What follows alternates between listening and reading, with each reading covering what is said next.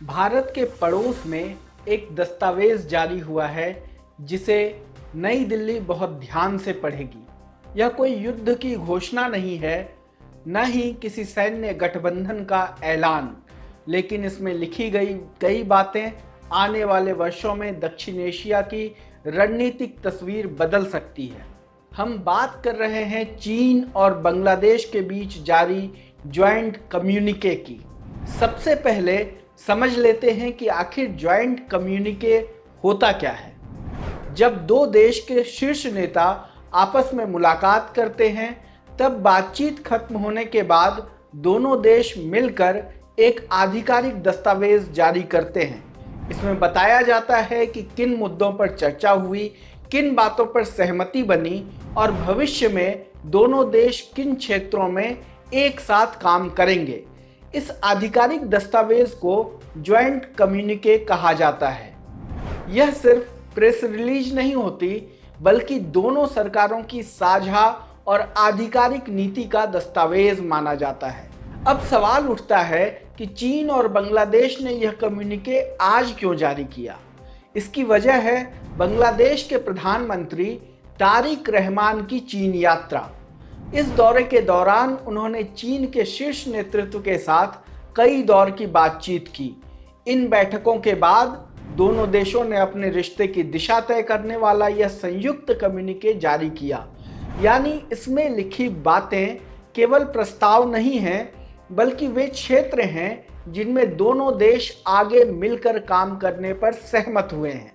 पहली नज़र में यह दस्तावेज आर्थिक सहयोग का लगता है, लेकिन जैसे जैसे आप इसे पढ़ते हैं, यह साफ होता जाता है कि चीन और बांग्लादेश अपने रिश्तों को सिर्फ व्यापार तक सीमित नहीं रखना चाहते।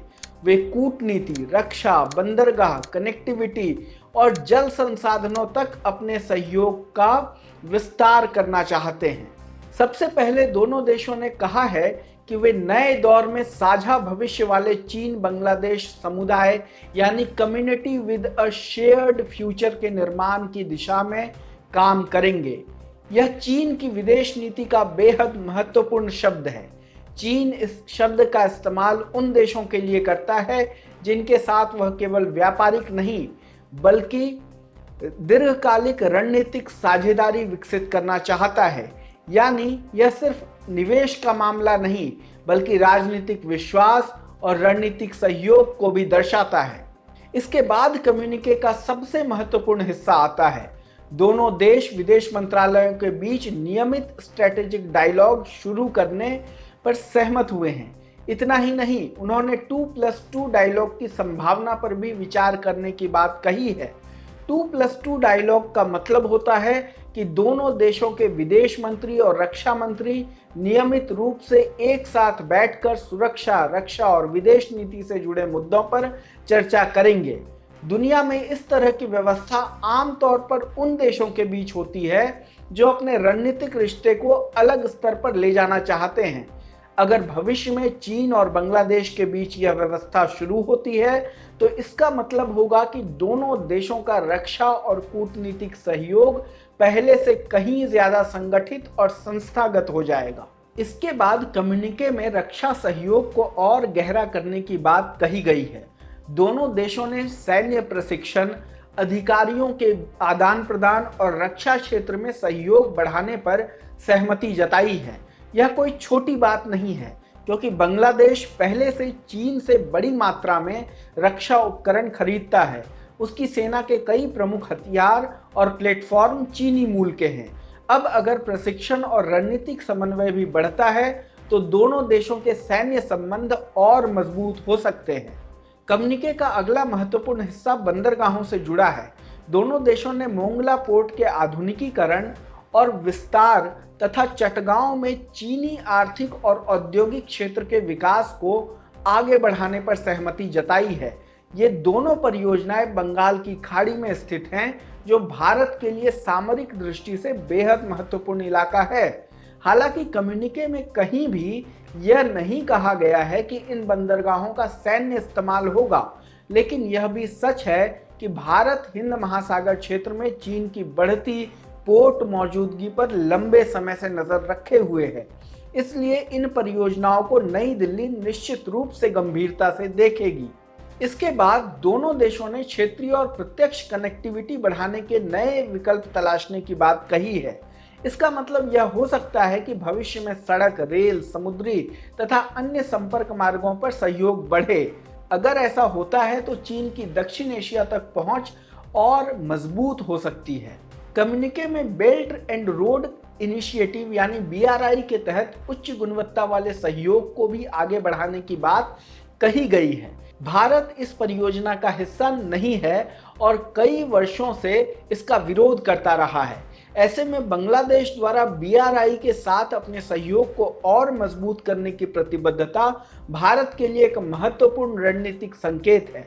अब बात उस मुद्दे की जिस पर भारत और बांग्लादेश के बीच वर्षों से बातचीत चल रही है, तीस्ता नदी।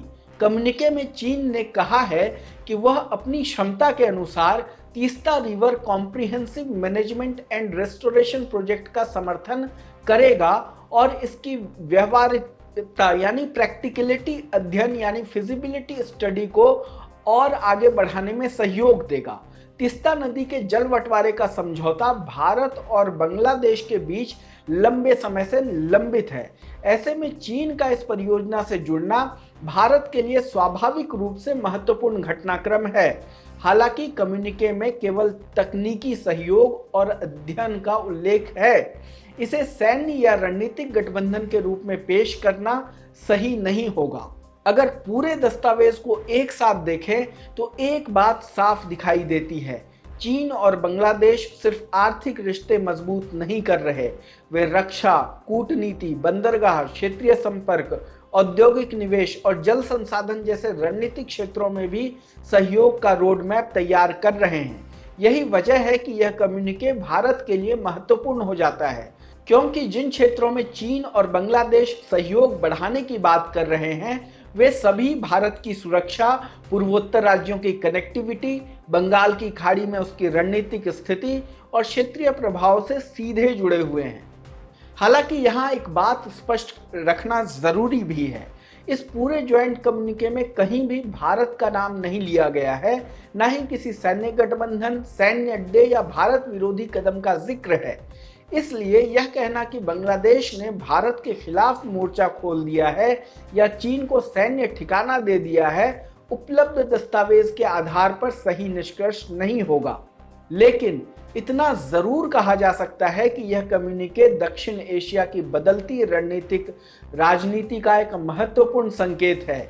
यह बताता है कि चीन और बांग्लादेश अपने रिश्तों को पहले से कहीं ज्यादा व्यापक और संस्थागत बनाने की दिशा में आगे बढ़ रहे हैं और भारत के लिए सबसे बड़ी चुनौती यही होगी कि वह इस बदलते क्षेत्रीय समीकरण का जवाब अपनी कूटनीति, आर्थिक साझेदारी और पड़ोसी नीति यानी विदेश नीति के जरिए किस तरह देता है। बांग्लादेश और चीन की इस दोस्ती के बारे में आप क्या सोचते हैं, हमें कमेंट बॉक्स में बताएं। देश दुनिया की तमाम खबरों को देखने के लिए जुड़े रहें लोकमत हिंदी के साथ। धन्यवाद।